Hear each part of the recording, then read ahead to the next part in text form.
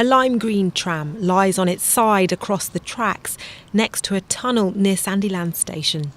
The shocking scene emergency services were called to shortly after 6 o'clock on Wednesday morning.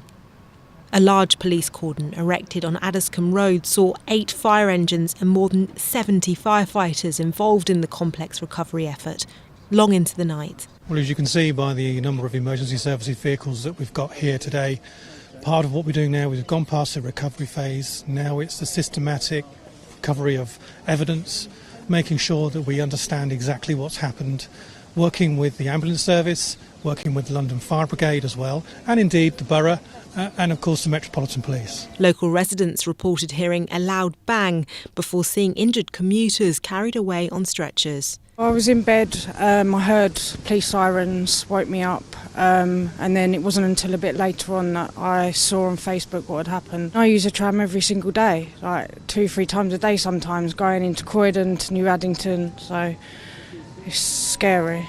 It could have been me, and it could have been one of my best friends, it could have been people I know in the area, and that's a very frightening reminder of mortality. And also it makes me feel quite sad because I love the tram, because I thought it was something that, I still think it is something that makes the life much better for the people of Croydon, because everyone in Croydon uses it. When you get on the tram, either at Sandylands or at Lebanon Road, it is packed.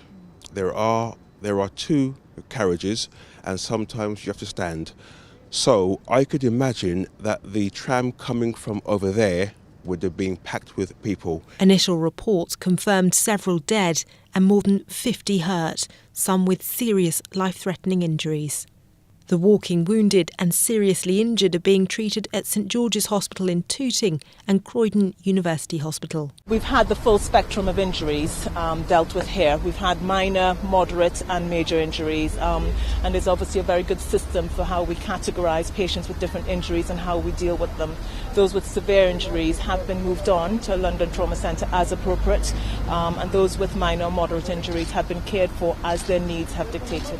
It's believed to be the UK's first fatal tram crash in more than half a century, an unprecedented incident in Croydon where the transport network provides a vital service to millions of people.